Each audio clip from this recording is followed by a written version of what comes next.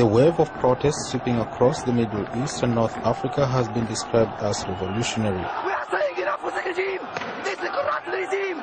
We are saying enough for this regime! Whether this is an accurate description of what is taking place remains to be seen, and depends upon how you define a revolution. Egypt was one example where I spoke to a lot of activists who introduced me to people that the government would just, the police, as you know, they had an state of emergency that has lasted since 1981, and the police would just pull people off the streets, douse them in kerosene, set them ablaze. I met several of these people recovering from burns from the police. Went to Sudan and spoke to a lot of young people who did not have access to the internet but were fighting a government that was bombing them. I arrived in a village in Sudan where just a week before the government had bombed this village, and this is in order to build an oil pipeline. It certainly is unprecedented, as decades of repressed anger has erupted onto the streets.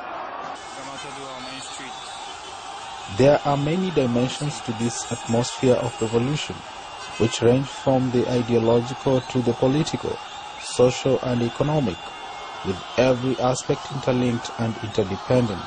I think the regimes in Africa who are still trying to control information and work in this space are going to do more of this. And for countries in Africa that are beginning, and activists and election monitoring groups and others in Africa that are working in this space, and Zimbabwe is an important example coming up, we're going to have to anticipate that these regimes learn from each other, that these environments are getting tougher, and the activists just don't have the advantage. When you can control the infrastructure, we're in a very difficult and challenging situation. After decades of living under oppressive dictatorship, the people of the Arab world are rising up to stake their claim to democracy.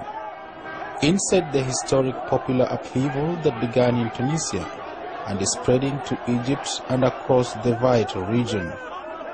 I've read things saying that if not for Facebook and Twitter, there would have been no revolution or no uprising in Egypt, or at least not a successful one. On the other side, I've read sort of more the views of a Malcolm Gladwell, who suggests that no, people have always had reasons to revolt and rise up, and certainly social media is not what people have depended on, and so it might be some sort of assistance, but it's certainly not crucial. These autocratic governments are now limiting phone and internet access in a bid to contain the information flow outside their territory. But the internet has never faced anything like what happened in Egypt, when the government of a country with 80 million people and a modernizing economy cut off nearly all access to the network and shut down cell phone services. You may be able to control 95% of your internet users in your country, but there's going to be a certain percentage of the population that figures out how to get around things, that figures out how to communicate. People have a fundamental desire to communicate, and the internet is not a panacea, but it's made that it's helped people realize that desire in a way that they had never been able to do that before. The shutdown caused a 90% drop in data traffic to and from Egypt, crippling an important communication tool used by anti-government protesters and their supporters to organize and to spread their message. Governments use three basic approaches to control information and squander political work. The first is they try and identify individuals so they can take action to discourage their participation, and I'll talk a bit about how they do that. The second is they try to block access to the services that people need to communicate and organize online through mobile monitoring and surveillance and things like that. And the third, and this is relatively new, is they're starting to use these platforms and services to counter the movements with direct propaganda. So they're actually infiltrating and getting involved in the social media. In this intoxicating atmosphere of change that is inspiring the people to challenge the old autocratic order, the question at the heart of this social flux is the type of change necessary to transform the people's situation in Middle East and North Africa.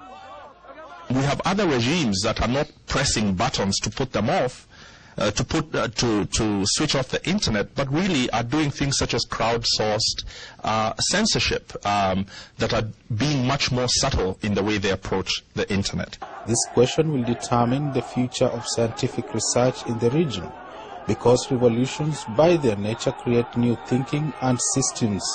I'm very confident that that despite the autocrats trying to find ways to control this space, there's still, it's not like we're living in a virtual world entirely. There's still the non-virtual world, and people will find ways to get around this. We've seen the steady march from, you know, people fighting against slavery, people fighting against colonialism, people fighting against the single-party states in Africa. So this is just a new wave.